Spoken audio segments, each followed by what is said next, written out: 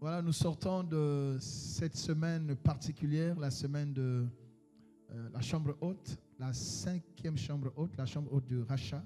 Dieu qui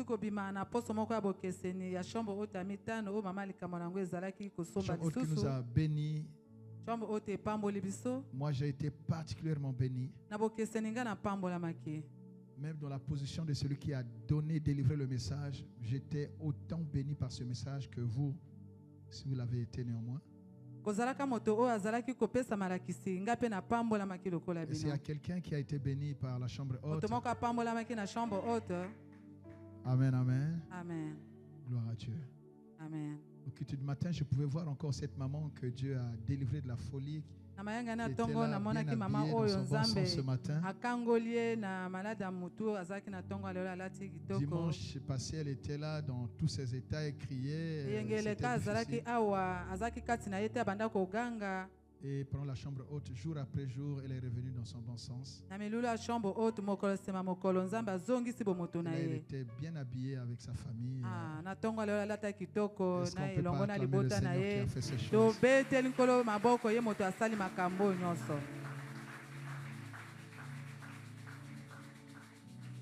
y a eu beaucoup de témoignages de gens qui ont reçu le travail. Il y a une sœur qui m'a écrit, elle est en France. Elle a suivi le programme du début à la fin. Et quand j'ai donné le témoignage de dire que voilà, la nuit Dieu m'a visité, j'ai vu que on me signait des dossiers pour mon travail et tout. Et j'avais donc donné la révélation pour dire que Dieu avait béni beaucoup de gens dans le domaine professionnel, travail et tout ça. Elle a saisi ça. Et le jour d'après, elle va découvrir, ses parents vont découvrir que son arrêté était sorti depuis 2021. Et l'une des choses qui ont fait qu'elle parte en Europe parce qu'ici elle ne trouvait pas le travail. Et bon, vous savez comment c'est en Europe, elle fait ce qu'elle peut faire là-bas. Alors qu'elle a un travail qui l'attend ici, elle a arrêté pour ici dans les bureaux. Donc on a découvert ça, elle est toute contente. Elle dit, papa, en même temps, je suis en colère. Je ne serais même pas venu ici. Amen. Depuis 2021. Mais Dieu a ouvert ça. Donc là maintenant elle est embarrassée. Est-ce que je rentre? Est-ce que je lui ai dit je te dirai ça plus tard. Tu as fait beaucoup de choses. Des guérisons, des restaurations, des réconciliations. Je parlais tout à l'heure d'une famille que Dieu a réconciliée. Ils étaient déjà au bord du divorce. Mais pendant la chambre haute, Dieu les a réconciliés. Et ils étaient là ce matin. Dieu est puissant. Et ce travail va continuer. Le rachat va continuer. Le rachat va continuer. Parce que le sang de Jésus crie jusqu'aujourd'hui rachat, rachat, rachat, rachat. Est-ce qu'on peut acclamer le Seigneur pour ça?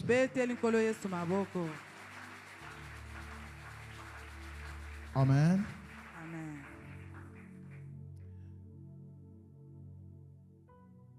L'Église du Seigneur dans le monde célèbre aujourd'hui, commémore pour certains, mais nous c'est une célébration, commémore l'effusion du Saint-Esprit.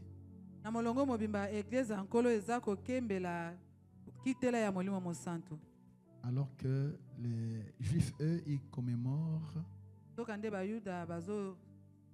Pentecôte juive, qui marque leur délivrance de la servitude en Égypte. Mais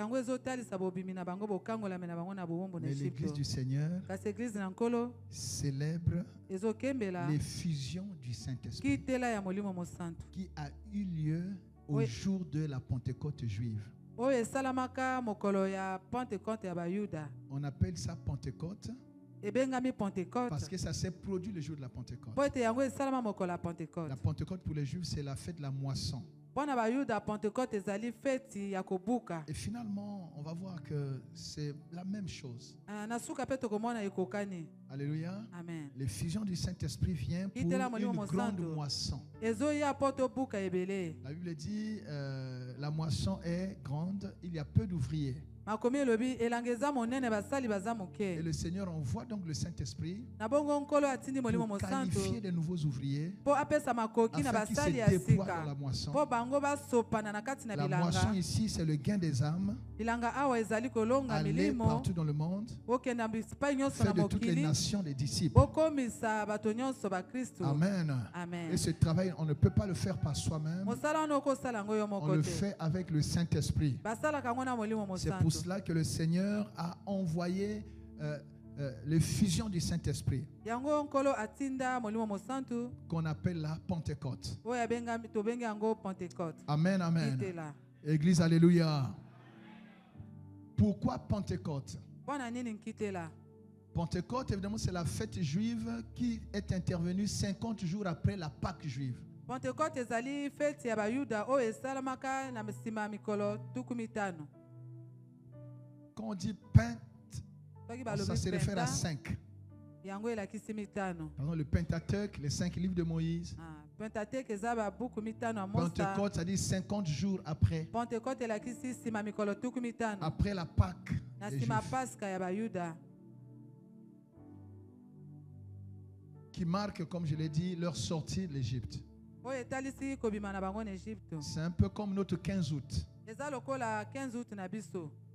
Amen. Amen. Et si Dieu a délivré les Israélites par Moïse au moyen du sang des animaux, qui a épargné les premiers-nés des Hébreux, et alors que l'ange de la mort frappait les premiers-nés des Égyptiens, ça a obligé Pharaon à laisser partir Israël. De la même façon, Dieu nous a sauvés, non pas par le sang des animaux, le sang des boucs, mais par le sang de Jésus répandu à la croix. Alléluia. Amen. Jésus est mort, il est ressuscité le 3e jour. Et c'est ça la Pâque. Amen, amen. Donc 50 jours également après la Pâque, donc après ce que nous appelons la Pâque, la résurrection du Seigneur. Amen, amen, amen. Amen. Alléluia. Il y eut effusion du Saint-Esprit.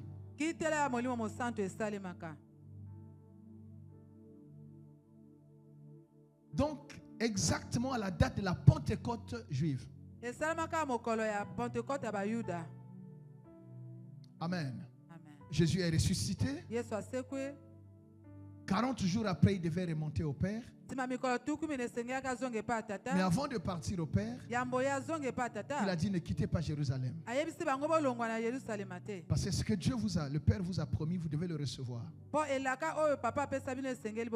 Est-ce que quelqu'un m'entend bien, aimé? Il part. Il les laisse à Jérusalem. Et 10 jours après son départ, ce que le Père a promis, l'Esprit, le Saint-Esprit, a été répandu sur les disciples qui étaient dans la chambre haute. L'effusion du Saint-Esprit. Et c'était le début d'un grand mouvement. On va dire le déploiement. Alléluia. Amen. La manifestation de l'Église. Si par la révélation nous concevons que l'Église est née à la croix, Jean 19 verset 34 dit qu'un soldat romain est venu, lui percer le côté alors qu'il avait déjà rendu son esprit. Et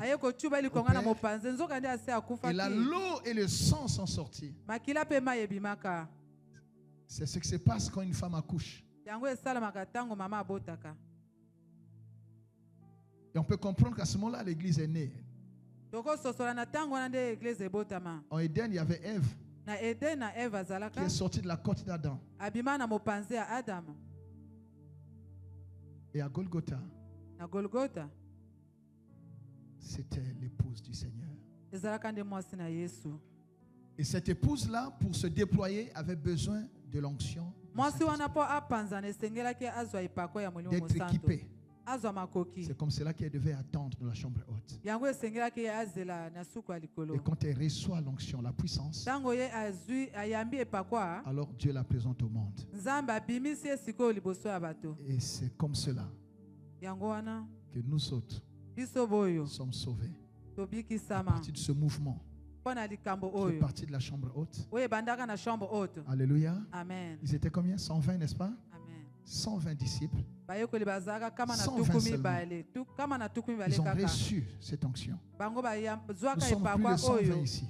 Mais la foi des 120 a produit l'église dans le monde aujourd'hui. Je prie que ce que Dieu va faire ce midi ici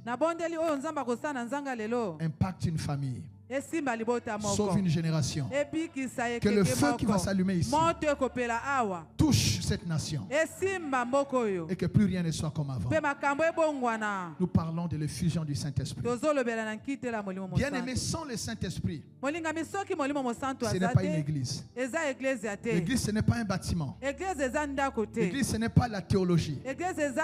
La théologie, on donne les informations aux gens. Mais ce qui fait l'église, ce sont les rachetés qui sont transformés. Et la transformation, c'est la révélation. La transformation, c'est avec le Saint-Esprit. On peut avoir un beau bâtiment. On peut avoir des beaux messages bien faits. Mais s'il n'y a pas le Saint-Esprit, le Seigneur n'est pas engagé. Alléluia. Amen. Et c'est quelqu'un qui entend cette parole. Voilà pourquoi quand il s'agit de l'église, il faut vérifier sur le Saint-Esprit. Je n'ai pas eu votre amen. Ce matin, j'ai résisté à la tentation de faire une réunion d'impactation.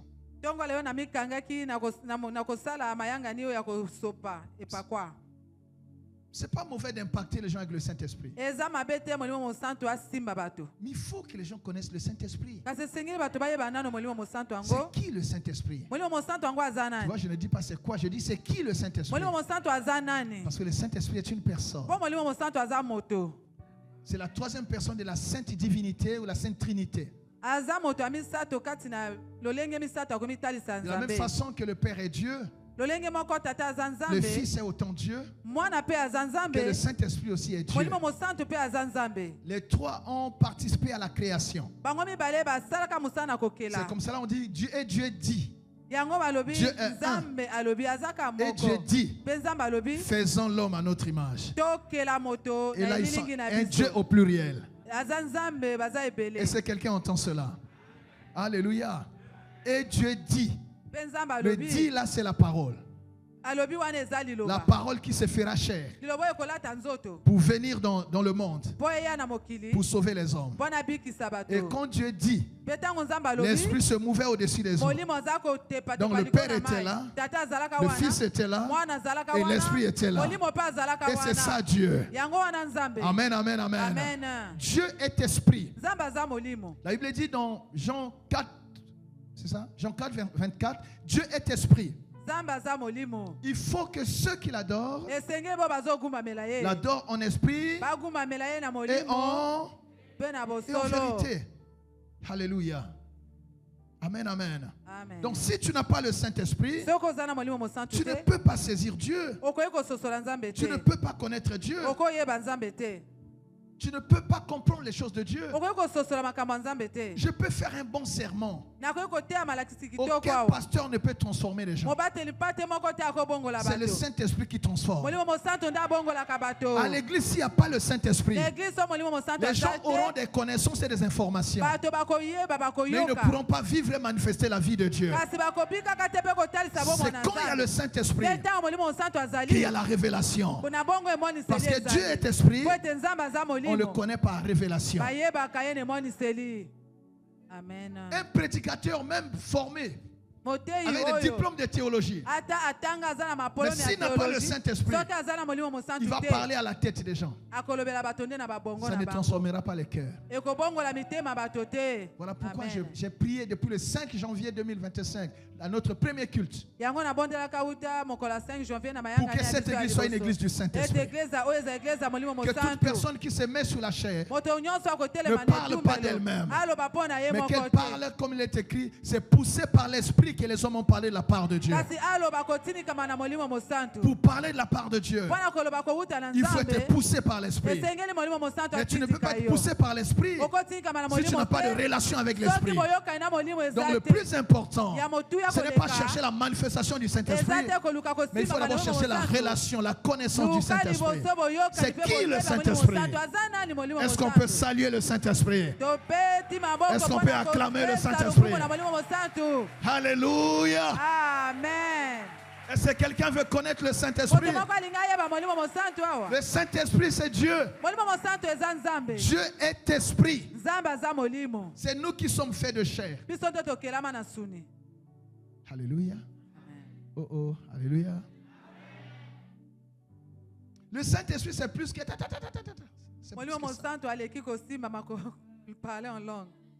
C'est plus que tomber. C'est une nouvelle vie. Tu sens que tu as quelqu'un dans ta vie. C'est un ami qu'il faut avoir. Un compagnon. Un guide. Un maître. Alléluia. Amen. Une source. Le Saint-Esprit. Même le ministère, exercer le ministère sans le Saint-Esprit, c'est trop de mécanique. C'est difficile et pénible. Mais quand il y a le Saint-Esprit, ça coule. Tu ne forces pas les choses. Tu peux faire l'évangélisation. Mais s'il n'y a pas le Saint-Esprit, personne ne répondra. Le meilleur évangéliste, c'est le Saint-Esprit. Je prie que cette église soit une église du Saint-Esprit. Que tous ceux qui servent par le Saint-Esprit. Car Dieu est esprit. Il faut que ceux qui l'adorent l'adorent en esprit et en vérité.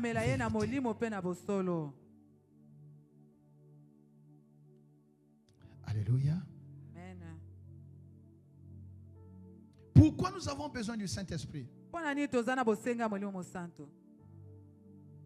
Parce que sans le Saint-Esprit, Dieu ne nous connaît pas.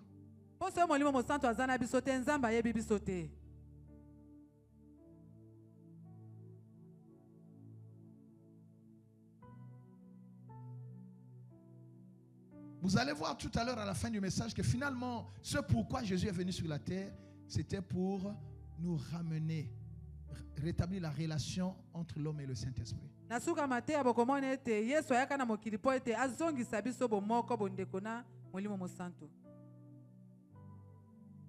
Quand nous lisons Genèse 6, verset 3, on a déjà lu un passage? Pas encore? On va se lever. Genèse 6, 23.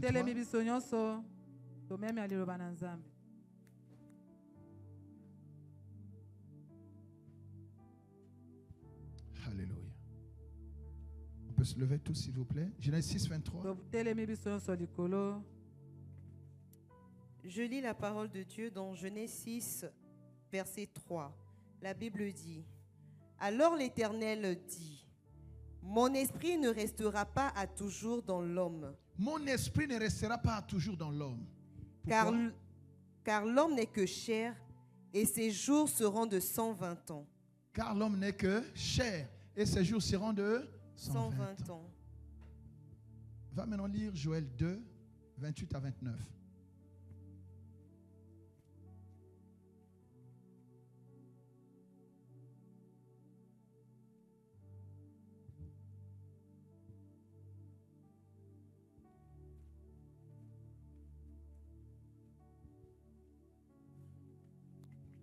Joël 2,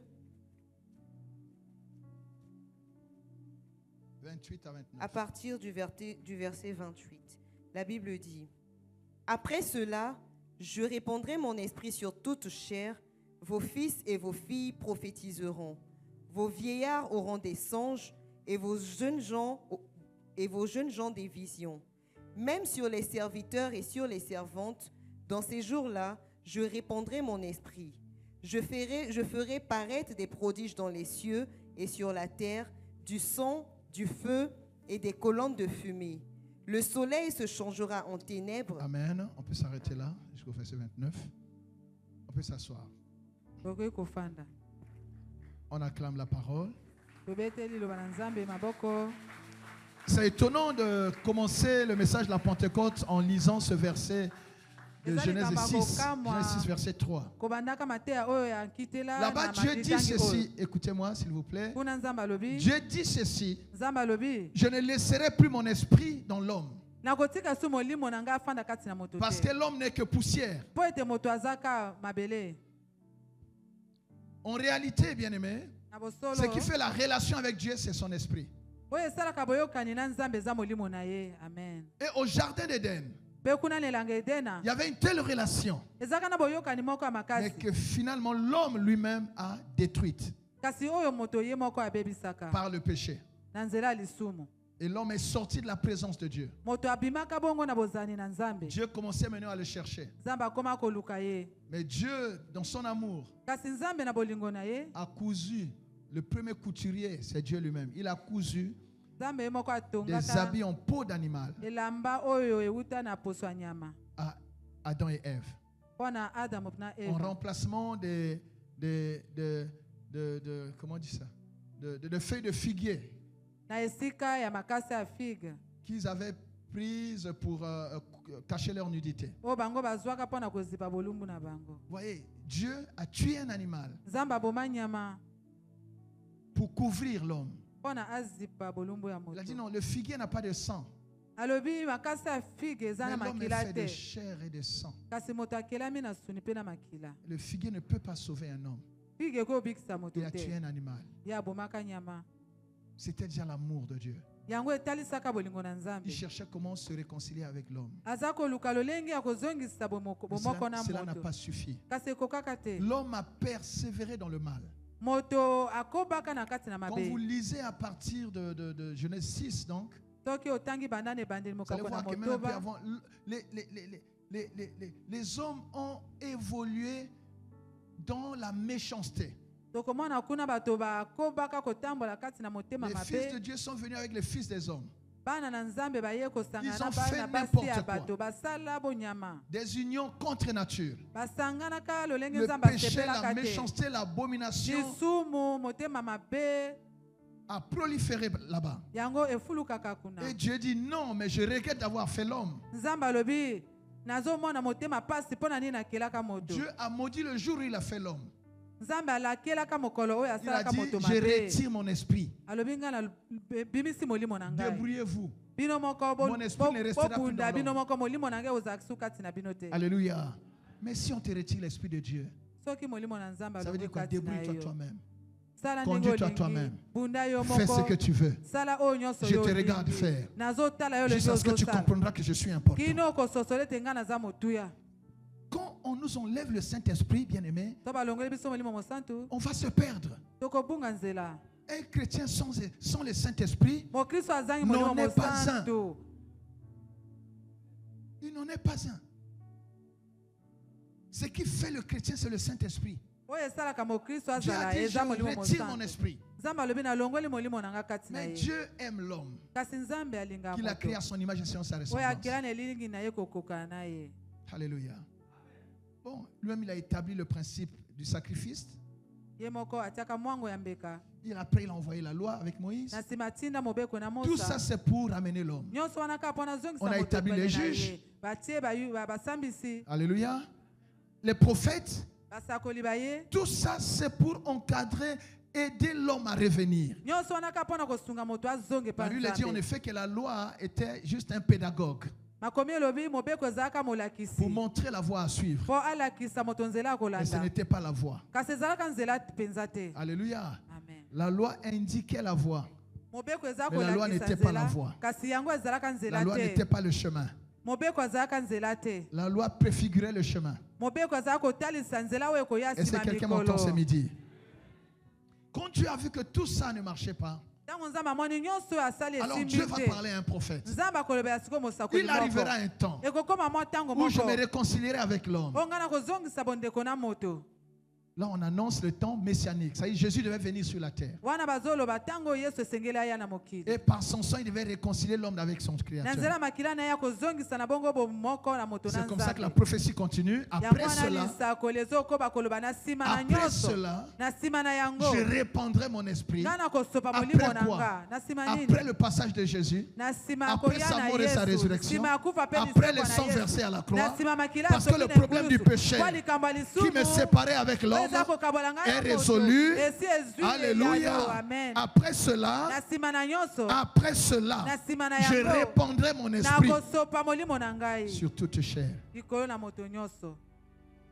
Et nous sommes dans l'après. Parce que le problème du péché est déjà résolu. Ce qui avait fait que Dieu retire l'esprit de l'homme, c'était le péché. Or, l'agneau de Dieu, Jésus-Christ, a été sacrifié. Son sang a coulé. Alléluia. Et a ôté le péché. Et tous ceux qui ont reçu Jésus, Dieu ne voit plus leur péché. Donc le Saint-Esprit peut revenir encore habiter dans l'homme. Est-ce que quelqu'un a compris cela? Donc c'était l'annonce de la Pentecôte chrétienne, on va dire comme ça, de l'effusion du Saint-Esprit. La différence ici, c'est quoi? Dans l'ancienne alliance, même quand Dieu a dit, je ne laisserai plus mon esprit dans l'homme, Dieu a néanmoins travaillé avec des hommes. Dieu ne peut pas travailler avec un homme qui n'a pas oint. C'est ainsi que Dieu a travaillé avec des hommes établis par onction. Il choisit un homme comme prophète. Il est oint pour cela. Et il travaille avec le Saint-Esprit ponctuellement pour cette mission que Dieu lui a donnée. Il choisit un roi. On l'établit par onction. L'Esprit travaille avec lui pour accomplir cette mission. Mais dans l'ancienne alliance, la différence avec la nouvelle alliance, c'est que dans l'ancienne alliance, l'esprit que tu as reçu, on peut te le retirer.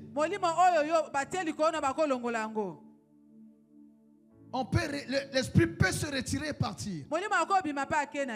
Lisons 1 Samuel 16, verset 14. Je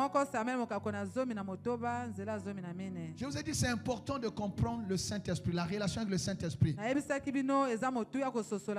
C'est ainsi que tu trouveras l'intérêt d'avoir une bonne intimité avec le Saint-Esprit. Et ça va t'aider dans ta vie chrétienne.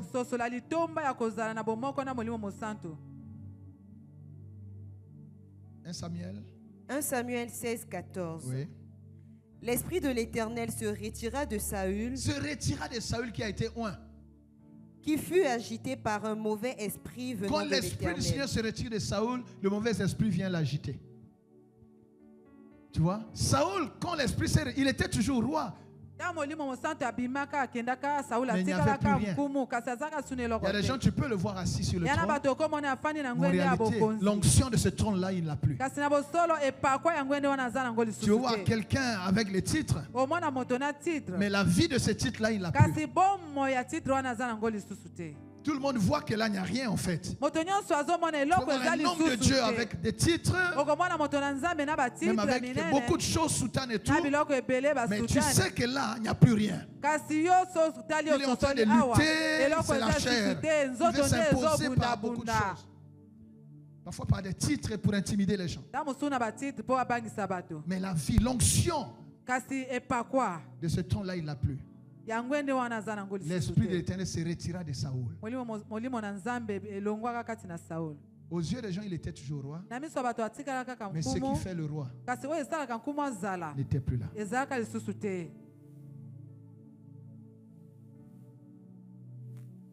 Ce qui fait un homme de Dieu, ce n'est pas seulement la connaissance, c'est l'onction. Tu ne peux pas servir Dieu efficacement sans l'onction du Saint-Esprit. Sinon tu seras un simple moralisateur. La morale, on peut l'enseigner. Moi, j'ai appris la morale à l'école primaire à notre époque. Ici, maintenant, je ne sais pas si on l'enseigne ça encore. À l'église, c'est autre chose. À l'église, c'est la vie de Dieu qu'on reçoit. Et ça, c'est le Saint-Esprit qui le fait.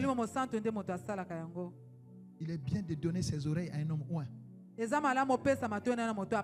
homme oint te parle de la part de Dieu. Ce n'est pas seulement un serment qu'on a fait.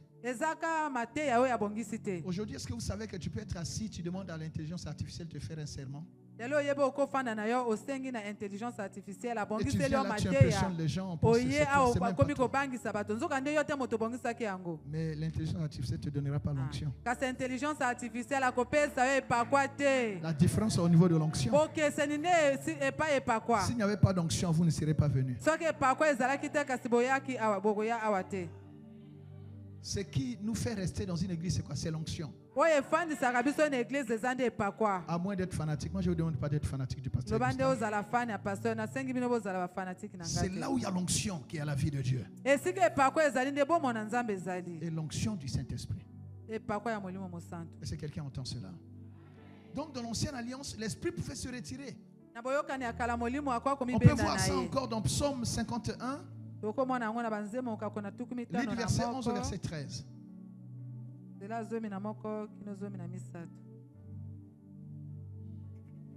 Psaume 51, 11, Joue-moi un son du Saint-Esprit, frère. Joue un son du Saint-Esprit clair, une chanson du Saint-Esprit. Trouve une chanson du Saint-Esprit, joue ça. Psaume 51, 11, 13. Ouais. Détourne ton regard de mes péchés, efface toutes mes iniquités. Ô Dieu, crée en moi un cœur pur, renouvelle en moi un esprit bien disposé. Ne rejette pas loin de ta face, ne me rejette pas loin de ta face, ne me retire pas ton Esprit Saint. Ne me retire pas ton Esprit Saint, parce qu'il sait que ce qui a fait que Saül soit bouté dehors, c'est parce que Dieu avait retiré son Esprit Saint. Si tu me retires ton esprit, je ne suis plus rien. Est-ce que vous voyez la prière de David? Ça, c'est le type de prière qu'il faut faire. C'est vrai que nous, on ne dira pas les mêmes mots parce qu'on va voir que finalement, pour le chrétien, Dieu ne peut pas te retirer le Saint-Esprit qu'il t'a donné. C'est une bonne nouvelle que tu n'as pas bien reçue.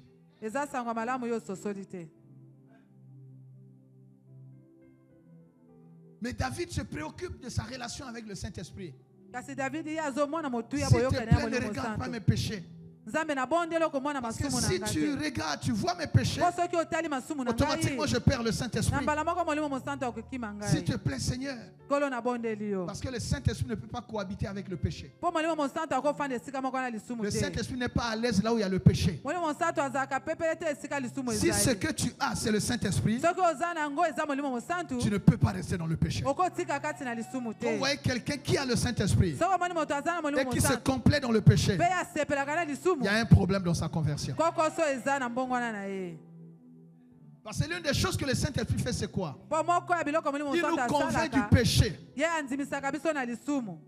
la justice et du jugement. Quelqu'un m'entend? Et il témoigne à notre esprit que nous sommes enfants de Dieu. Il te rappelle que tu es enfant de Dieu. Il y a des endroits où tu ne peux plus entrer. Il y a des choses que tu ne peux plus faire. Il y a des tables où tu ne peux plus t'asseoir. Il y a des plats que tu ne peux plus manger. Il y a des adresses que tu ne dois plus fréquenter. Parce que le Saint-Esprit ne peut pas t'accompagner, ne peut pas être à l'aise avec toi là-bas. Est-ce que quelqu'un entend cela? Donc un enfant de Dieu doit se préoccuper de sa relation avec le Saint-Esprit. Il est une chose de fréquenter l'église, de connaître le pasteur, d'être dans un groupe, d'être apprécié par les gens à l'église. Mais le plus important, c'est la relation avec le Saint-Esprit. Le Saint-Esprit, c'est la lampe qui est allumée.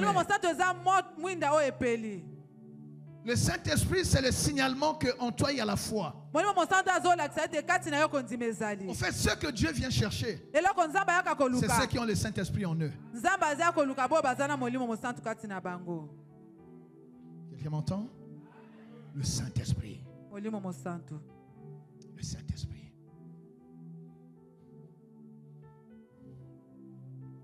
Alors, maintenant la différence avec la Nouvelle Alliance, on va lire Jean 14. Jean 14, 16, 18 et 26. Jean 14. Rapidement. Jean 14, 16.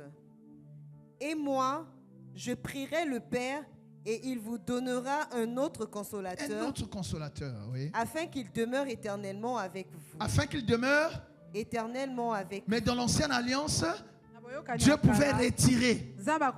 Mais quand Jésus est passé, il dit le Saint-Esprit qui vous sera donné, il va demeurer éternellement avec vous. Bien-aimés, nous sommes dans la meilleure dispensation où celui qui a reçu le Saint-Esprit ne le perd plus. Dieu ne se répand pas de ses dons et de ses appels. Quand tu as reçu le Saint-Esprit, il demeure en toi. Toutefois, tu peux l'attrister. Et si tu l'attristes, et il ne va plus être à l'aise avec toi. Il est là, mais il ne fait rien. Il te laisse te conduire comme tu veux. Mais c'est quelqu'un qui dit, ok, moi je vais te conseiller, tu ne veux pas. Je vais te diriger, tu ne veux pas. Je suis là, mais je croise les bras. Fais ce que tu veux. Mais Dieu ne te le retire pas. Ça, c'est la différence entre l'ancienne et la nouvelle alliance. Donc, si tu as reçu Jésus-Christ comme Seigneur, le Saint-Esprit est en toi. Quand nous prions, Saint-Esprit vient, c'est une façon de... C'est la pauvreté du langage. Hein? C'est la pauvreté du langage. En réalité, le Saint-Esprit est déjà là. Ce qu'on doit demander, c'est manifeste-toi. Il est en toi, il faut qu'il se manifeste. Et je prie qu'à partir de ce culte, que le Saint-Esprit que tu as reçu, qu'il se manifeste dans ta vie, qu'il signale que Dieu est dans toi et en toi. Tu ne vas pas dire un bon amen. Que le Saint-Esprit ne soit pas un résident silencieux en toi.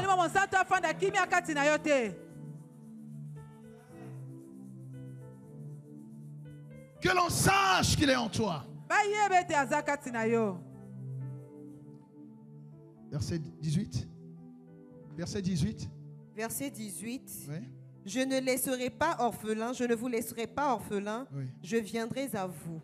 Je ne vous laisserai pas orphelin. Je viendrai à vous. Je ne vous laisserai pas orphelin, je viendrai à vous. Être orphelin ici, c'est quoi? C'est-à-dire, je ne vous laisserai pas seul. Je ne vous laisserai pas vous débrouiller vous seul. Parce que ce qui se passe, c'est quoi? C'est quand tu es seul. Comme à Éden. Dieu a aussi tiré les leçons. Il partait. Il laissait Adam et Ève. Et quand il revient, quelqu'un était passé derrière. Il dit cette fois-ci, dans la nouvelle relation, je ne vous laisse plus seul. Je ne viens pas sur vous seulement. Je ne viens pas avec vous. Mais je viens habiter en vous. Je viens occuper le territoire. Même si le diable rôde, il trouvera que le terrain est occupé. C'est une meilleure dispensation. C'est ainsi que le corps de celui qui a reçu Jésus comme Seigneur et Sauveur est la résidence officielle du Saint-Esprit. L'habitation de Dieu en esprit. Tu ne sais pas qui tu es. Le Saint-Esprit est en toi. Il faut que tu arrives à réaliser qu'une fois que tu as Jésus, tu n'es plus n'importe qui. Dieu habite en toi. Dieu n'habite pas dans un bâtiment fait de mains des hommes. Dieu est là parce que nous sommes assemblés. Le lieu est sacré parce qu'on le consacre. Mais l'habitation, la résidence officielle, le palais de Dieu, c'est toi. C'est toi le palais de Dieu. C'est pour ça que Dieu te garde. Alléluia. Il y a la garde céleste qui est là. C'est comme ça qu'on te mène la guerre, on ne peut pas te vaincre. Pourquoi? Parce que Dieu veille sur sa résidence. Il a dit dans Zacharie, je camperai moi-même autour de ma maison. Alléluia. Et je la défendrai contre les allants et les venants. Contre toute armée. Alléluia. Et l'oppresseur ne passera plus près d'elle. Car je garde mes yeux sur ma maison. L'Éternel veille sur toi. L'ange de l'Éternel campe autour de ceux qui craignent Dieu pour les arracher de tout danger. Parce que tu es sa résidence. Tu as déjà vu un palais négligé? Les gens entrent et sortent comme ils veulent. C'est comme ça que tu es en vie. Il y a des problèmes que tu as rencontrés, tu ne pouvais plus être en vie.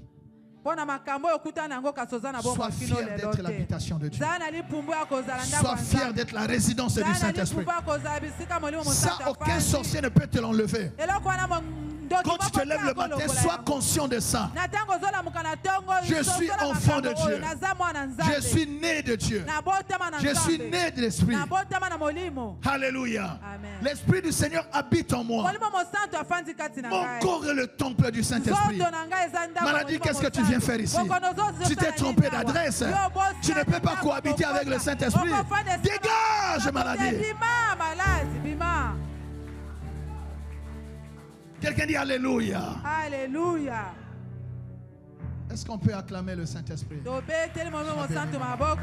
Est-ce que tu peux saluer le Saint-Esprit? C'est comme ça que tu salues le Saint-Esprit. C'est comme ça que tu salues le Saint-Esprit. Le Saint-Esprit, c'est Dieu en toi. Le Saint-Esprit, c'est Dieu en toi. Tu n'es plus simple. Tu n'es plus une pauvre femme. Tu es la résidence, l'habitation de Dieu. Alléluia. Amen. Dans ce vase de terre habite le Saint-Esprit qui est le trésor de Dieu. La Bible dit dans Jacques, Dieu chérit l'esprit qu'il a fait habiter en nous.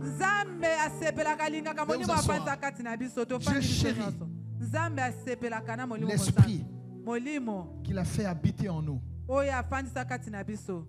Tu peux trouver ça? Ah, si tu trouves ça, tu es béni. Amen, amen. Amen. Dieu chérit. Ce qui fait que Dieu nous regarde. C'est parce que son esprit habite en nous. Dieu veille sur cet esprit-là qui habite en nous. Amen. Amen. Ce qui fait que Dieu ne peut pas te traiter comme tout le monde. C'est son esprit qui habite en toi. Tu as dû prier aux yeux de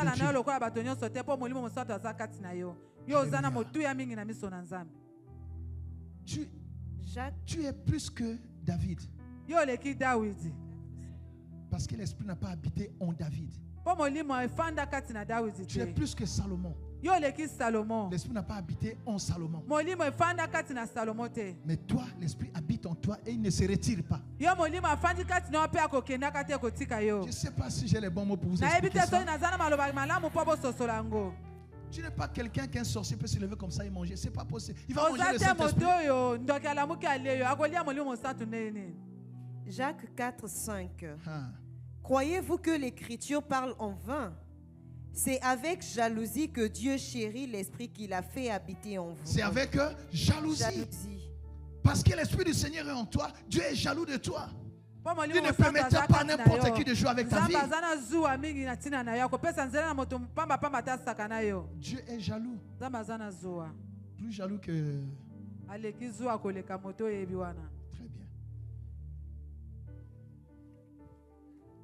S'il y a une jalousie à redouter, c'est celle de Dieu. Et il y a beaucoup de gens que Dieu frappe à cause de toi.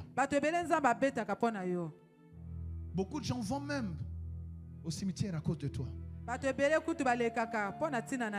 Ça, nous ne savons pas. Il y a des problèmes que Dieu résout sans nous dire. Il y a des gens que Dieu frappe sans que tu ne sois au courant. Ici, je lui montre ça, il aura peur. Laisse-moi me régler ça.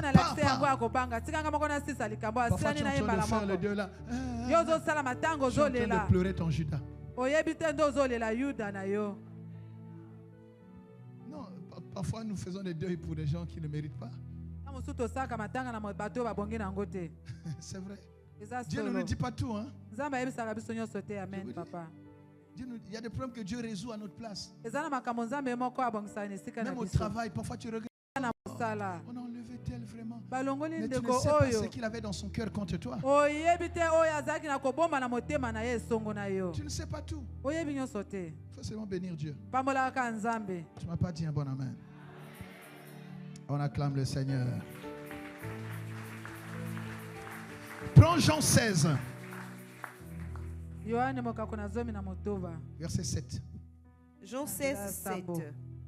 Cependant, je vous dis la vérité, il est avantageux que je m'en aille, car si je ne m'en vais pas, le Consolateur ne viendra pas vers vous. Mais si je m'en vais, je vous l'enverrai. Parole du Seigneur. Alléluia. En fait, Dieu est un, unique. Il se manifeste dans la dispensation. Comme Père, comme Fils, comme Saint-Esprit.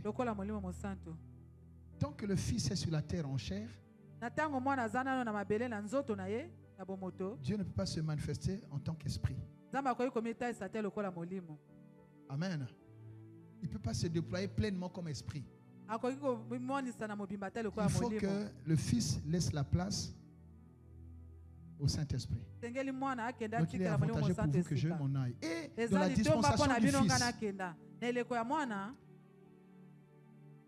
Dieu est limité à Jérusalem, en Israël.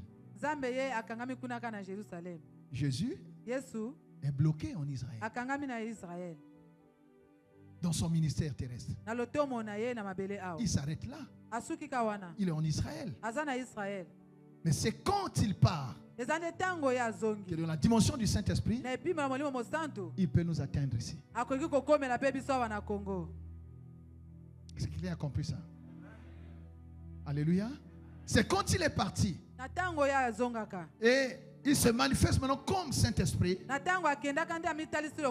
dit, vous recevrez une puissance. Le Saint-Esprit survenant sur vous. Et vous serez mes témoins. Vous commencez à Jérusalem.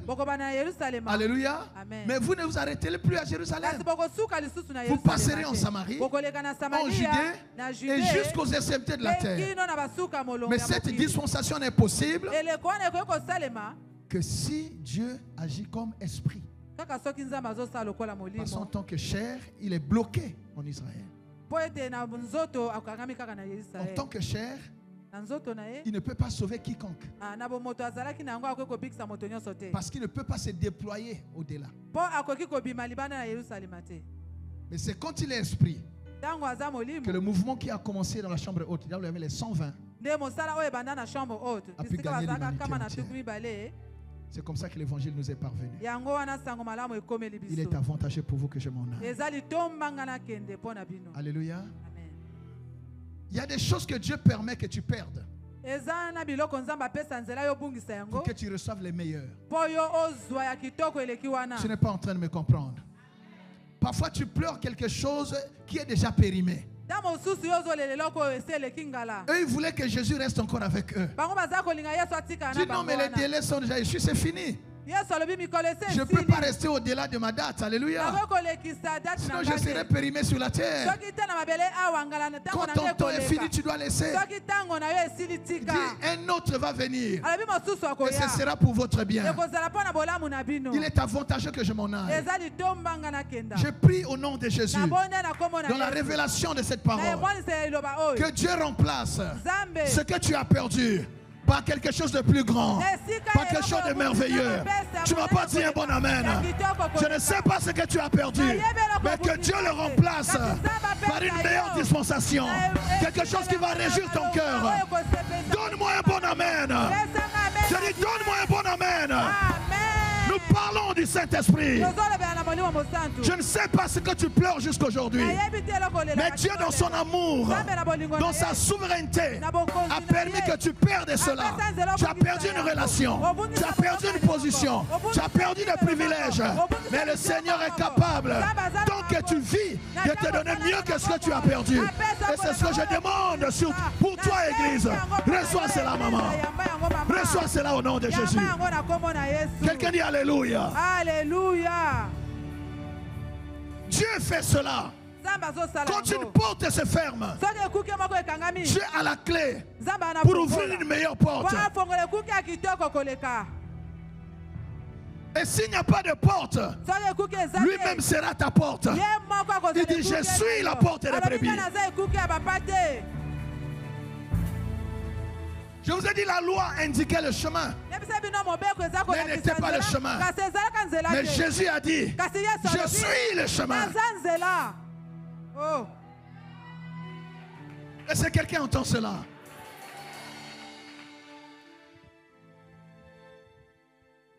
Donc nous sommes dans une meilleure dispensation où le Saint-Esprit est avec nous. Oh Yahweh. Amen. C'est le verset 7, c'est ça? Va à 13. Jean 16, 13. Non, prends 8. Jean 16, 8. Et quand il sera venu, il convaincra le monde en ce qui concerne le péché, il va convaincre la justice et le jugement. Ce qui fait que tu craignes Dieu, c'est quoi? C'est pas parce que j'écris laisse le péché, laisse le péché. C'est le Saint-Esprit qui te convainc. Quand ton enfant de Dieu, tu ne peux plus être dans la boue du péché. C'est pas la force de crier, non, laissez le péché. Parfois on terrorise les gens, ça ne change personne ça. Mais quand il y a une onction derrière, même quand il n'y a personne, tu es tout seul là où tu es. Tu crains Dieu. Parce que ton problème, ce n'est pas le regard des hommes. Ton problème, c'est ta relation avec Dieu. Et là, tu as besoin du Saint-Esprit. Quand il n'y a pas le Saint-Esprit, il y a beaucoup d'hypocrisie. Il y a plein d'hypocrites à l'église. Des gens qui se passent pour ceux qui ne sont pas. Qui prennent la forme de ceux qui ne sont pas encore devenus. Mais qui gardent leur fond. Leur fond intact. Mais ils essaient de prendre la forme pour se faire accepter. Je ne sais pas si je vous ai donné le titre du message. Non, je ne vous ai pas donné. Le thème de notre message, désolé, spécial Pentecôte, transformation et équipement.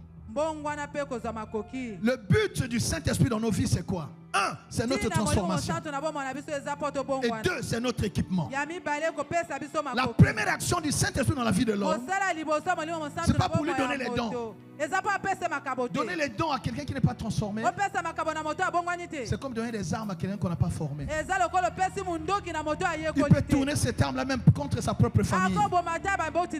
C'est pour ça que la transformation doit précéder l'équipement. On ne donne pas des armes à un militaire seulement, il vient d'arriver comme ça, prend les armes, non. On doit d'abord lui enlever la mentalité de civil. Il y a des choses qu'on vérifie. Il y a des tests auxquels on le soumet. Alléluia. Amen. Et dès qu'il a cette formation commune de base, c'est ça que les militaires disent, n'est-ce pas? Il y a un militaire ici, formation commune de base. C'est comme ça qu'on appelle ça. Amen. Et là, on commence à te donner des armes au fur et à mesure.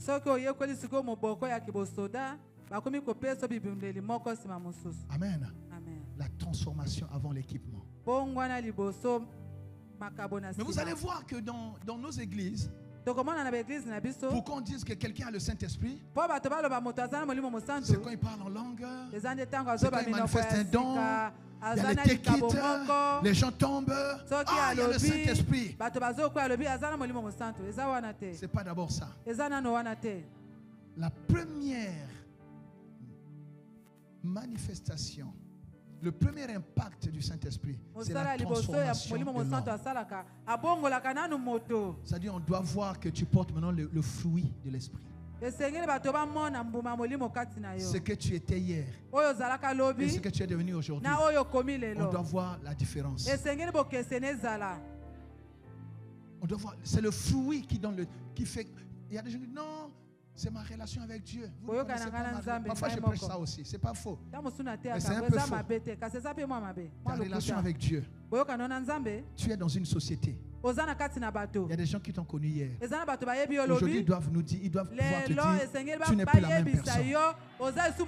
Tu as changé dans ta façon de parler. Tu as changé dans ton comportement. Mais si tu es dans l'église, malgré toutes ces années, tu n'as pas changé. Le seul changement, c'est de parler en langue. Tu es en train de nous embrouiller. Parler en langue, personne ne peut écouter ça. Ça c'est toi avec Dieu. Mais on veut vérifier que tu n'insultes plus les gens. On veut vérifier que tu n'es plus dans les querelles. On veut vérifier que tu n'es plus dans les disputes. On peut vérifier que tu n'es plus dans la jalousie, les envies, la haine. On veut vérifier, alléluia, que tu n'es plus dans l'impudicité. On veut vérifier que tu n'es plus voleur. Mais quand tu parles en langue, qui peut contester même? Même quand tu fabriques une langue, qui peut contester? Qui va te poser des questions? On ne peut pas juger ça. Qui va te poser des questions? Mais la Bible dit nous sommes entourés d'une nuée de témoins. Les témoins de ta vie passée. S'ils sont là aujourd'hui, ils doivent dire nous connaissons cette fille. C'est qu'elle était. Non, Dieu a fait le travail. Alléluia. Là où il y a le Saint-Esprit, on doit avoir le témoignage d'une vie transformée. Qu'est-ce qui a changé en toi? Les églises sont remplies, mais les gens ne changent pas. La méchanceté dans l'église, c'est pas le Saint-Esprit que tu as. Les murmures, c'est pas le Saint-Esprit que tu as. Là où il y a le Saint-Esprit, on reflète la vie de Christ. C'est-à-dire la nature de Christ. Les sentiments qui étaient en Christ, on peut les voir. Si tu as le Saint-Esprit, la première chose qu'on voit en toi, c'est l'amour. Parce que le Saint-Esprit, il répand la nature de Christ en nous. Or, Dieu est amour. Tu ne peux pas rester dans la rancune, la colère, la haine. Tu es parfois quelqu'un qui ne t'a rien fait. Tu parles de ta soeur comme si tu parlais du diable. Qui t'a dit que ton problème c'est ton frère ou ta soeur? Ton problème c'est le diable, c'est pas ta soeur ou ton frère. Ce que tu as, ce n'est pas le Saint-Esprit.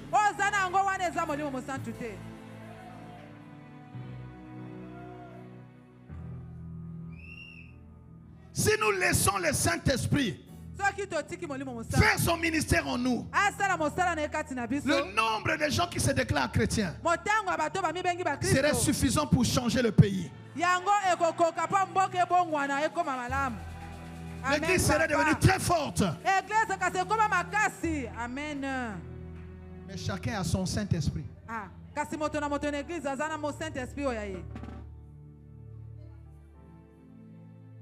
Que Dieu nous aide. Il est avantageux pour vous que je m'en aille. Est-ce que Dieu parle à quelqu'un? Amen. Tu as lu quoi? J'ai lu Jean 16, 7 à 8. Prends maintenant le verset 13. Verset 13. Quand le consolateur sera venu, l'Esprit de vérité, il vous conduira dans toute la vérité. Il vous conduira dans toute la vérité. Car il ne parlera pas de lui-même, mais il dira tout ce qu'il aura entendu et il vous annoncera les choses à venir. Quand il n'y a pas le Saint-Esprit, les gens vont parler d'eux-mêmes. Ils ne parleront pas de Jésus. Oh, le Saint-Esprit est là pour témoigner Jésus. Lis le verset 16 aussi. Verset 16. Encore un peu de temps et vous ne me verrez plus. Non, pas ça, c'est bon.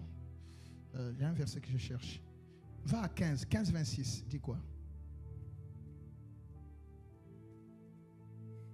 Jean 15, 26.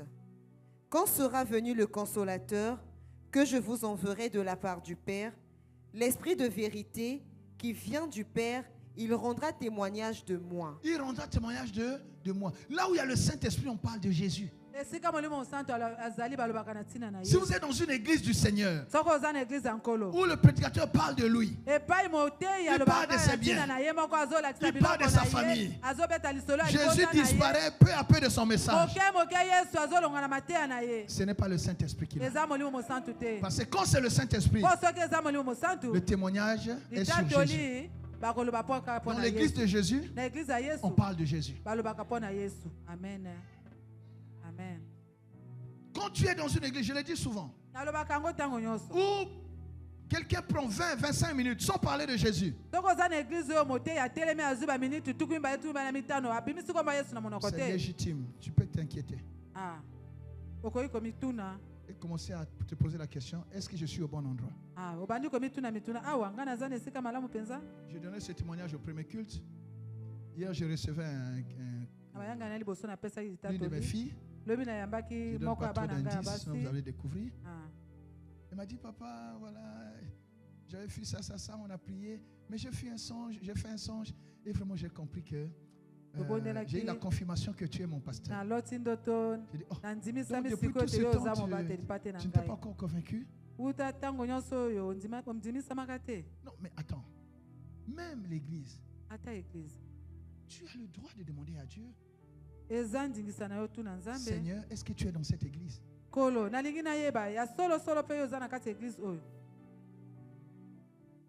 Seigneur, est-ce que cet homme est ton serviteur?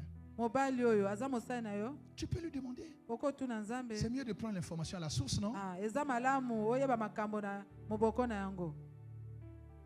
Comme ça, tu te fais ta propre opinion. Au lieu de ramasser ce que les gens disent. Parce qu'il est bon d'être là où Dieu veut que tu sois. Alléluia. Amen. Il est bon d'être là où Dieu veut que tu sois. Va dans Luc 24 à partir du verset 49.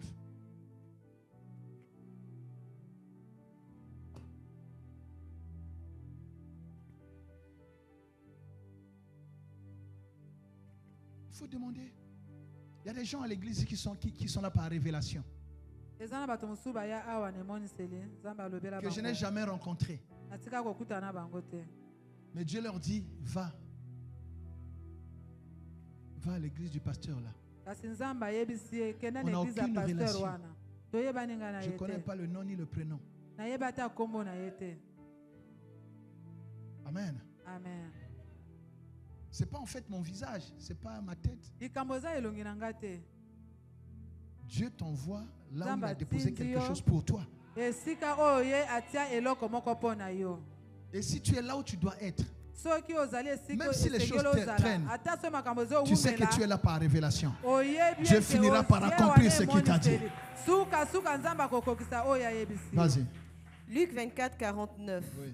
Et voici, j'enverrai sur vous ce que mon Père a promis, mais vous, restez dans la ville jusqu'à ce que vous soyez revêtus. Restez dans la ville.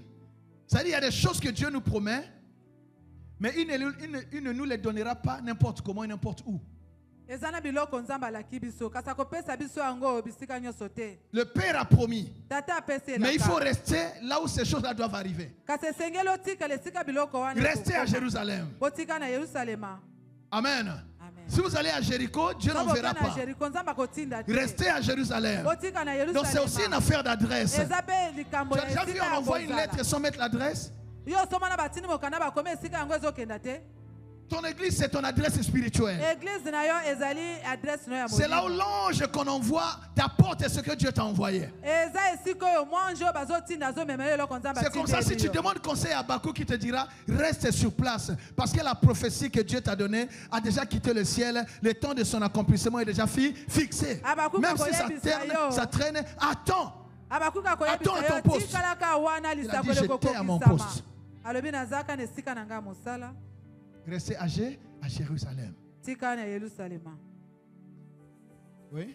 Mais vous restez dans la ville jusqu'à ce que vous soyez revêtus de la puissance. Jusqu'à ce que vous soyez revêtus. Il y a des gens, jusqu'à ce que, ça veut dire quoi? Il y a un temps. On ne se lève pas avant.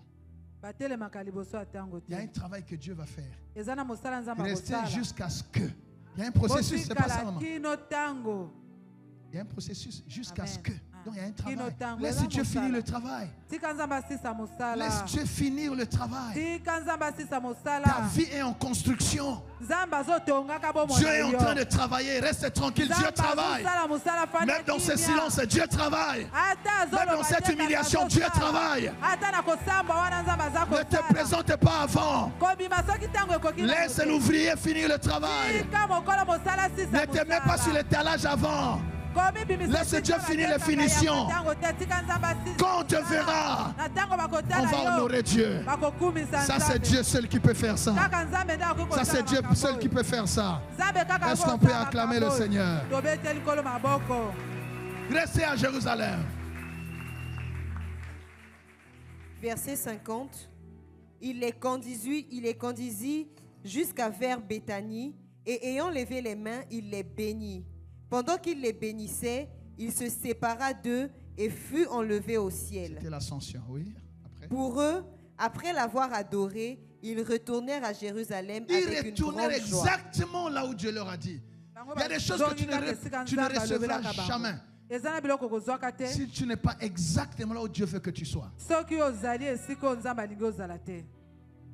Si Dieu te dit va à Ninive et toi tu vas à Tarsis, tu finiras dans le ventre du poisson.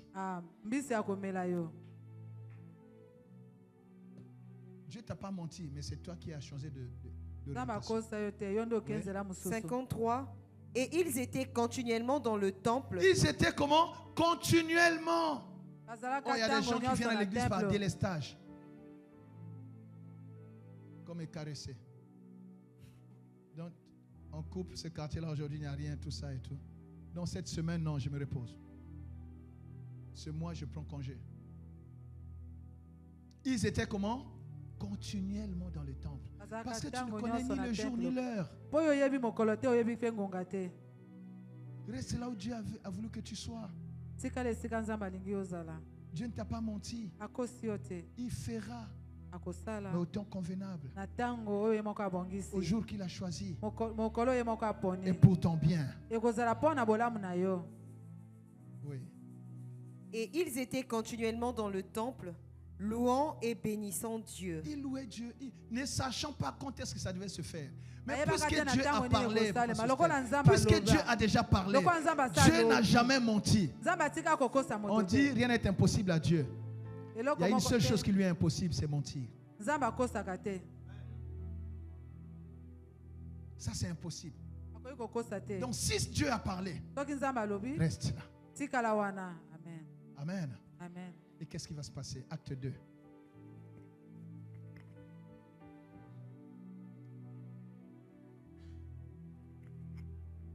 Acte 2. 1 à 4. Acte 2, 1 à 4. Le jour de la Pentecôte. Le jour de la Pentecôte. Vous avez vu le voyage? Le voyage qu'on a fait? Dieu est fâché. Il dit, je retire mon esprit. Après, il dit, je répandrai encore mon esprit. Jésus vient faire le travail. Il dit, ok, préparez-vous parce que ce que Dieu avait promis, vous allez le recevoir. Jésus repart au Père et il monte dans la chambre haute. Ils attendent ne sachant ni le jour ni l'heure. Amen. Entre l'ascension et la Pentecôte, il y a 10 jours. Oui. Le jour de la Pentecôte, ils étaient tous ensemble dans le même lieu. Tout à coup, ils étaient tous du ciel. Je vous ai dit, c'est important de comprendre comment Dieu travaille. L'implantation, on l'aura. Peut-être pas aujourd'hui, mais on verra comment Dieu va faire.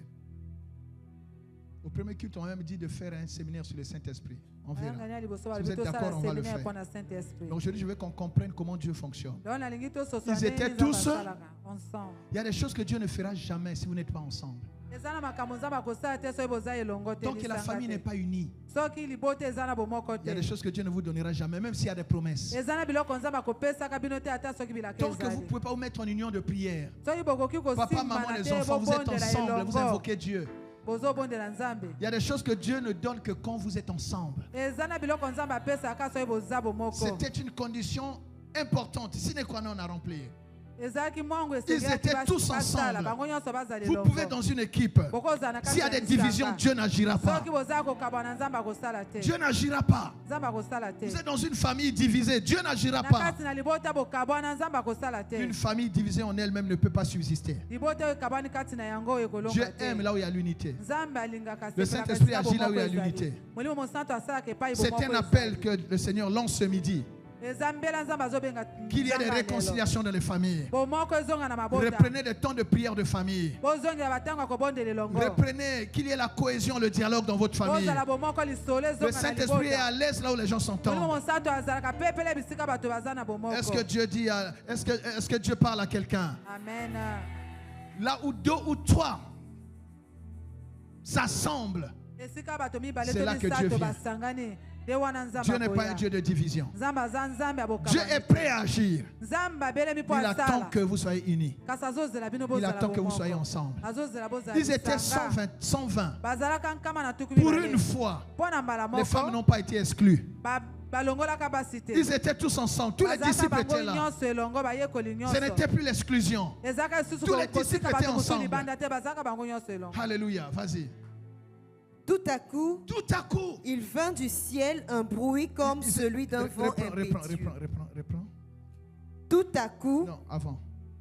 Le jour de la Pentecôte, ils étaient tous ensemble. Pourquoi le jour de la Pentecôte? C'est le jour que Dieu avait fixé. Dieu ne te donnera pas à ton jour à toi. Dieu donnera au jour qu'il a fixé. Et dans l'agenda de Dieu, les événements que Jésus a annoncés devaient concorder avec les événements des Juifs.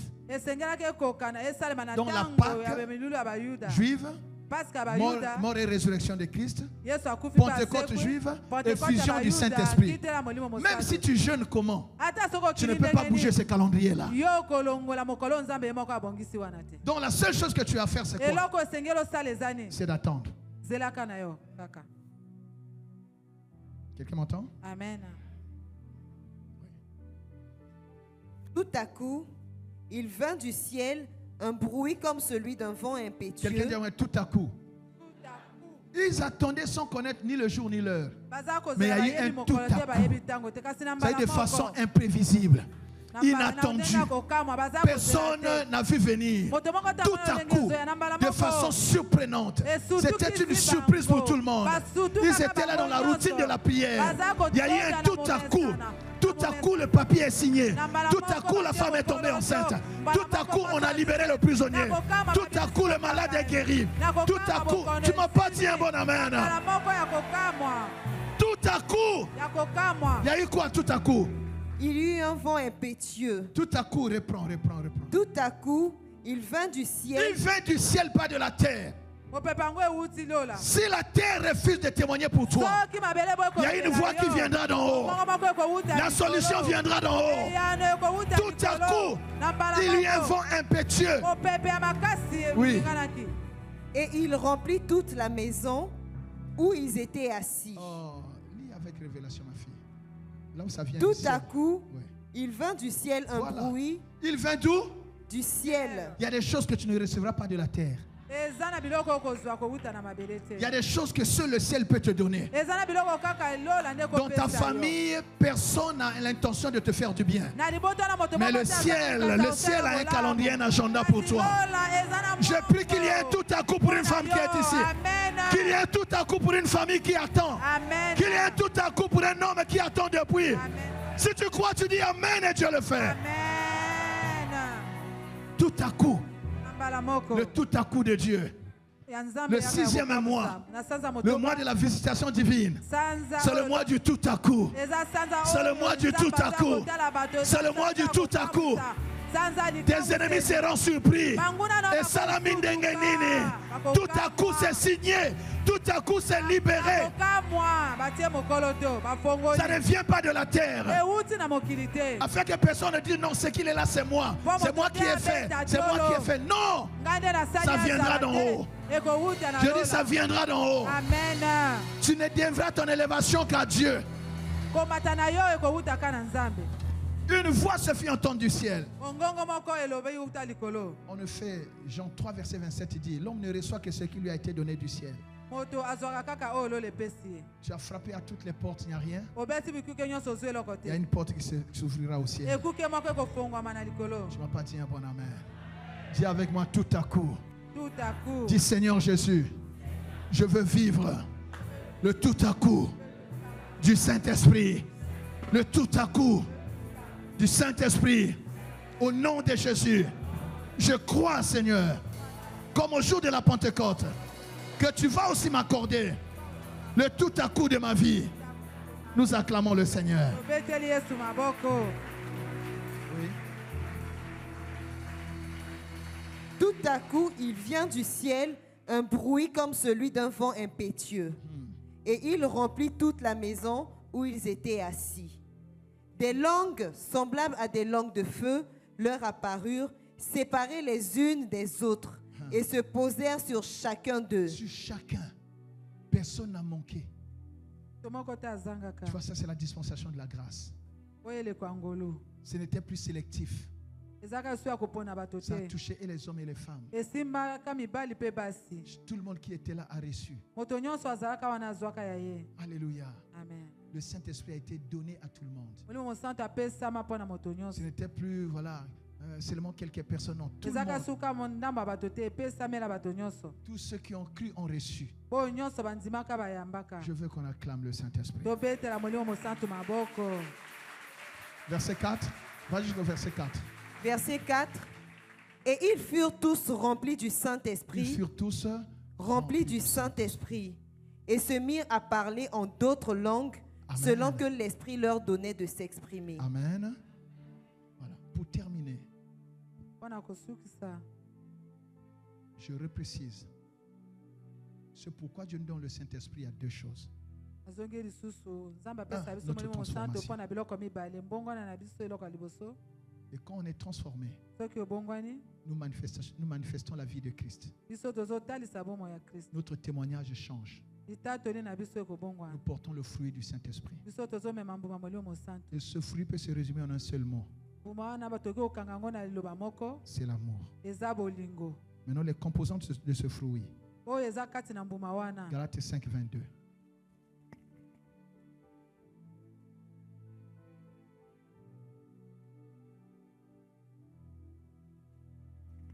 Galates 5, 22. Mais le fruit de l'Esprit, c'est l'amour, la joie, la paix, la patience, la bonté, la bénignité, la fidélité, la douceur, la tempérance. Ça, c'est le fruit de l'Esprit. Donc, si tu as reçu le Saint-Esprit, la première chose, tu es transformé. Et quand tu es transformé, tu portes ce fruit-là. Et c'est ça qui te fait reconnaître devant tout le monde que tu es enfant de Dieu. Parce que tu es transformé. Tu ne te conformes plus au siècle présent. Et ton intelligence est renouvelée. Tu discernes quelle est la volonté de Dieu. Qu'est-ce qui est bon? Qu'est-ce qui est agréable? Et qu'est-ce qui est parfait? Donc la première chose avec le Saint-Esprit, la transformation. Qu'est-ce qui a changé depuis que tu as reçu le Saint-Esprit? Comment reçoit-on le Saint-Esprit? C'est quand nous recevons Jésus-Christ comme Seigneur. C'est automatique. Nous recevons le don du Saint-Esprit. Selon Acte 2, 38. Quand tu as reçu Jésus, tu as le Saint-Esprit en toi. Et là, tu peux vivre la vie de Dieu. Tu peux suivre Dieu. Tu comprends la parole de Dieu. Amen. Alléluia. Amen. Ta vie chrétienne est une vie de qualité. Tu n'es plus à l'aise dans le péché. Tout le monde voit que tu as vraiment changé. Deuxième chose que le Saint-Esprit fait, c'est notre équipement. Amen.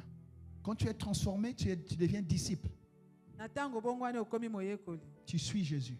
Mais ce n'est pas suffisant. Quand tu reçois maintenant le baptême, c'est pour ton équipement. Là, tu ne suis pas seulement Jésus, mais Jésus te dit maintenant, va. Quelqu'un a compris? Jésus rencontre Simon et les fils de Zébédée, là où ils péchaient. Après, il leur dit, suivez-moi. Ça, c'est leur conversion. Mais à la fin, il dit, allez partout. Ça, c'est maintenant la mission. Pour aller en mission, il faut être équipé. C'est pour ça que nous avons besoin de la puissance du Saint-Esprit. Et vous recevrez une puissance. Le Saint-Esprit survenant sur vous, et vous serez mes témoins. Vous commencez à Jérusalem jusqu'aux extrémités de la terre. Et quand vous recevez l'équipement, c'est là que vous recevez les dons. Le don du Saint-Esprit. Comme le fruit avait 9 composantes, le don, il y en a aussi 9. 1 Corinthiens 12.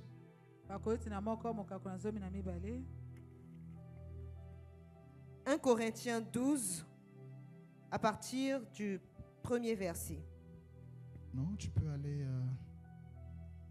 tu peux prendre à partir du verset 4. 1 Corinthiens 12, à partir du 4e verset. Il y a diversité de dons, oui, mais le même esprit. Le même esprit. Diversité de ministères, mais le même Seigneur. Diversité d'opérations. Le ministère, c'est le Seigneur qui le donne. Les dons, c'est le Saint-Esprit qui les distribue. Personne ne donne un ministère à quelqu'un. Le ministère, nous le recevons de Dieu. Et ceux qui sont avec toi autour de toi, ils font quoi? Ils reconnaissent et ils t'établissent. Amen. Alléluia. Pourquoi on veut qu'on soit reconnu? Parce que pour éviter l'autoproclamation, l'auto-installation, et là ça fait quand même désordre. Il faut que quelqu'un reconnaisse, voit ça en toi. Mais les dons, c'est le Saint-Esprit qui les distribue. Oui. Diversité de ministères, mais le même Seigneur. Oui. Diversité d'opérations, mais le même Dieu qui opère tout en tous. Or, à chacun la manifestation de l'Esprit est donnée. Diversité. J'ai prêché ça aux hommes de Dieu quelque part hier. Dieu est un Dieu de diversité. Ce n'est pas parce que l'autre fait différemment qu'il n'est pas homme de Dieu. Parce que souvent nous pensons que quelqu'un a Dieu quand il fait comme nous. Non.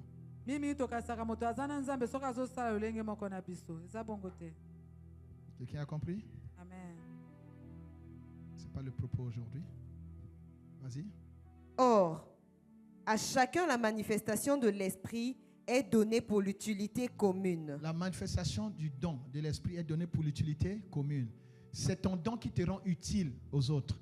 Mais le don ne doit pas te rendre capricieux. Tu ne dois pas faire marcher les gens parce que tu as un don. Le don est pour l'utilité commune.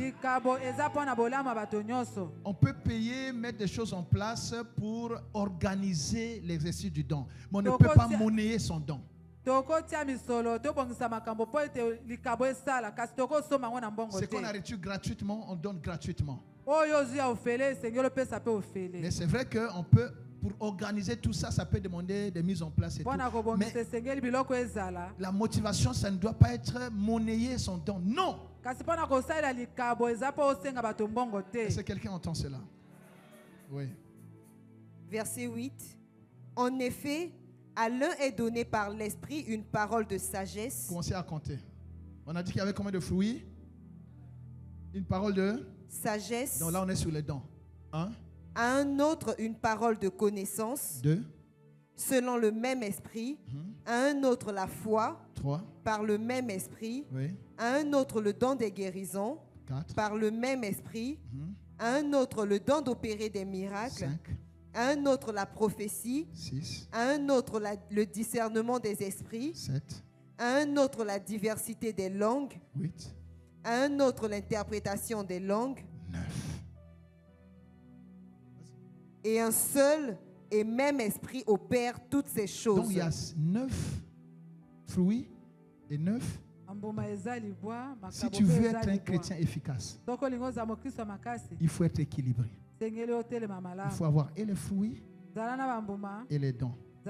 Les fruits, c'est la manifestation que tu es transformé. Et les dons, c'est l'équipement que Dieu donne à l'église pour être efficace dans la mission. Parce que nous allons c'est un terrain spirituel. Nous n'allons pas combattre la chair et le sang.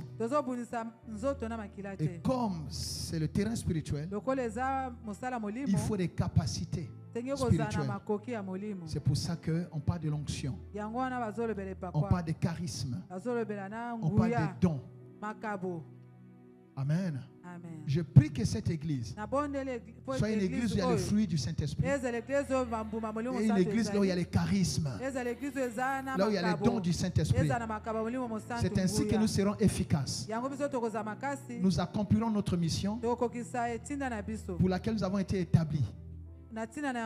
Dieu nous a établis pour être la lumière des nations. C'est ainsi qu'on pourra conquérir le monde. Tu ne peux pas conquérir le monde si tu es faible. Il faut que tu sois puissant. C'est pour ça que Dieu nous donne la puissance.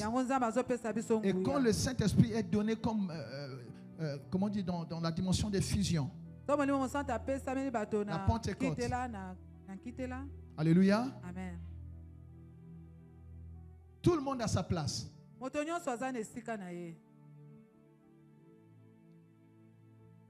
Je répondais mon esprit sur toute chair. Vos fils et vos filles auront des visions. Les vieillards auront des songes. Alléluia. Vos fils et vos filles prophétiseront. Les vieillards auront des songes. Les jeunes auront des visions. Et même sur les serviteurs et les servantes. Tu vois, donc tout le monde est pris en charge. On ne pourra plus exclure les filles. Ça ne sera plus une affaire des jeunes, non. Les jeunes, les vieux, les hommes, les femmes, tout le monde a sa place. Et c'est ça l'église du Seigneur. Voilà comment le Saint-Esprit va travailler avec nous. Ma prière est que cette église soit l'église du Saint-Esprit. Voilà, bien-aimés. Nous aurons par la grâce de Dieu un séminaire sur le Saint-Esprit où nous travaillerons sur l'impactation pour que chacun reçoive l'équipement. Chacun reçoive l'équipement. Tu es transformé, mais tu dois être équipé. Tu es transformé, tu dois gagner les âmes. Tu es transformé, tu dois chasser les démons. Tu es transformé, tu dois guérir les malades. Tu es transformé, tu dois m'accompagner en mission à l'Interland. On va aller faire les campagnes d'évangélisation. On va aller dans les voyages missionnaires. On ira évangéliser les autochtones. On voyagera à travers le monde. Mais pour ça, il faut être équipé. Parce que si tu n'es pas équipé, on peut te renverser, te détruire. Je prie que la grâce de Dieu nous soit accordée pour que toute personne qui met ses pieds dans cette église soit une personne transformée par le Saint-Esprit et équipée par la puissance du Saint-Esprit. Tu ne m'as pas dit un bon amen. Quand tu dis amen, cette onction vient sur toi. Sois transformé au nom de Jésus. Je dis sois transformé au nom de Jésus.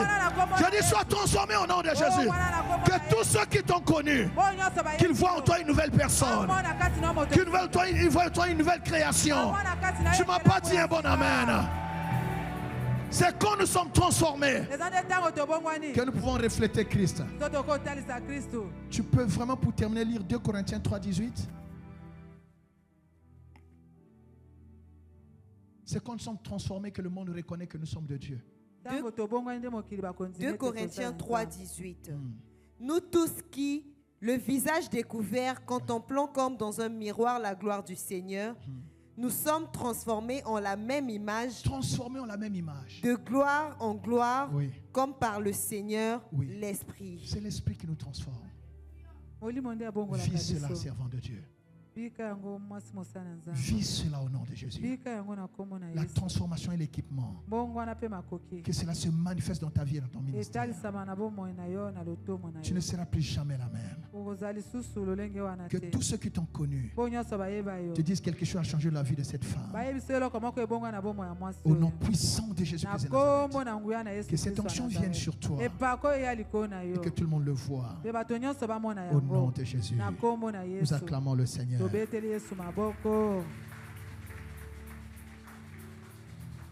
Voilà ce que Dieu va faire avec nous.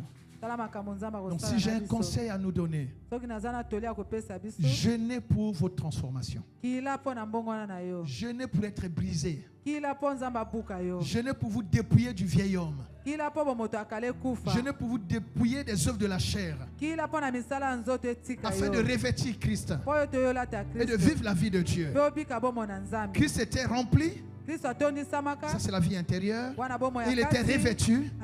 Ça c'est la puissance. Que tu vives aussi dans ces deux dimensions. Que tu ne sois pas seulement rempli, mais que tu sois aussi revêtu. Que tu ne sois pas seulement revêtu. Parce que si tu es seulement revêtu, tu peux enlever le vêtement. Mais si tu es aussi rempli, ton intérieur on verra Christ. Dans ton intérieur on verra Christ. Tu pourras parler comme Paul. Si je vis, ce n'est plus moi qui vis. C'est Christ qui vit en moi. Voilà, bien-aimé, Christ en toi. C'est le Saint-Esprit. Que la vie de Dieu nous soit accordée. Que la vie de Christ nous soit accordée. Et que nous soyons équipés. Une église puissante. Une église équipée pour renverser les forteresses, pour détruire les œuvres du diable. Quelqu'un dit Alléluia. Dis Seigneur, remplis-moi. Seigneur, équipe-moi. Je vais te suivre. Mais je vais te servir. Je vais te témoigner. Au nom de Jésus-Christ de Nazareth. Avec la puissance et l'onction du Saint-Esprit. Je vais me déployer à travers le monde. Plus rien ne sera comme avant. Au nom de Jésus-Christ de Nazareth. Merci Seigneur Jésus-Christ. Gloire et louange à toi Seigneur Jésus-Christ. Tu peux rester assis.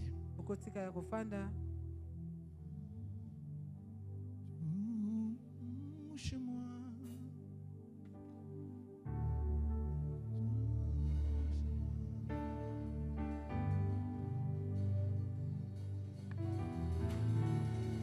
Jésus. Dis Seigneur, touche-moi. Mets ta main sur le cœur. Tu peux rester assis.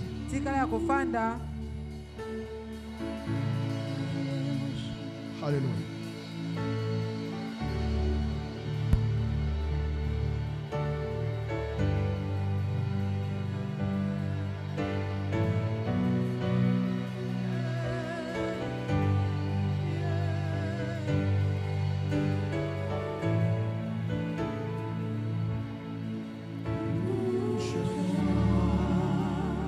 Touche-moi, touche-moi, touche-moi,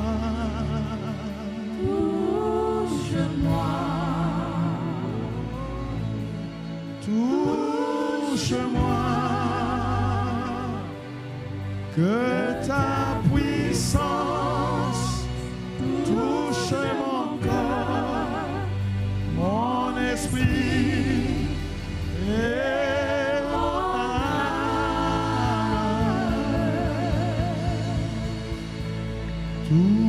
Touche-moi, touche-moi, touche-moi, touche-moi, touche-moi, touche-moi, touche-moi. Touche-moi, que ta puissance touche mon cœur,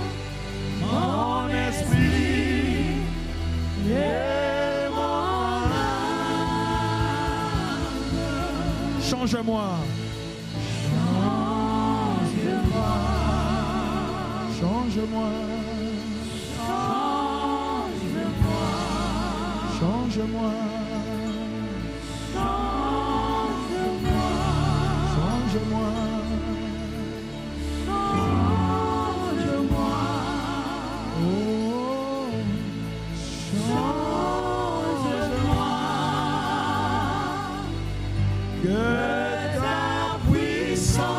Touche mon cœur. Touche mon cœur. Mon esprit. Mon esprit. Et mon âme. Brise-moi. Brise-moi. Brise-moi.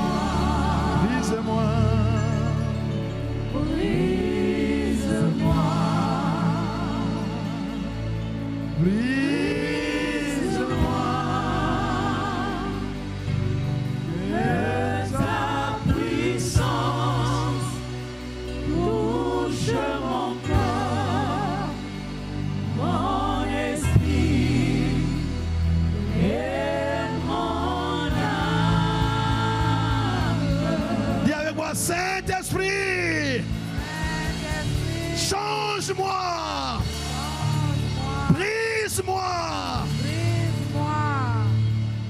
réveille-moi de ta puissance. Réveille-moi de ta puissance. Au nom de Jésus.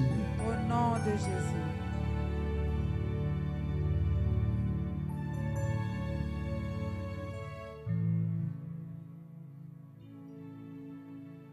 Quand tu es brisé,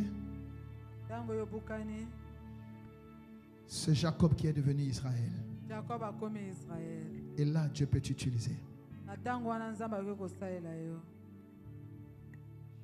Tu peux avoir des promesses. Et tant que tu restes Jacob, rien ne changera.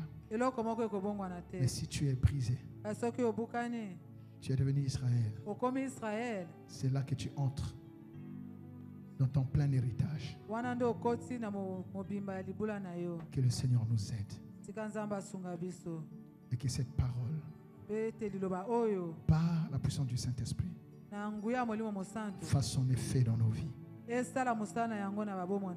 Afin que chacun soit utile dans le mandat et la vocation qu'il a reçu à l'avancement du royaume. Au nom de Jésus, nous disons Amen. Amen. Nous acclamons le Saint-Esprit.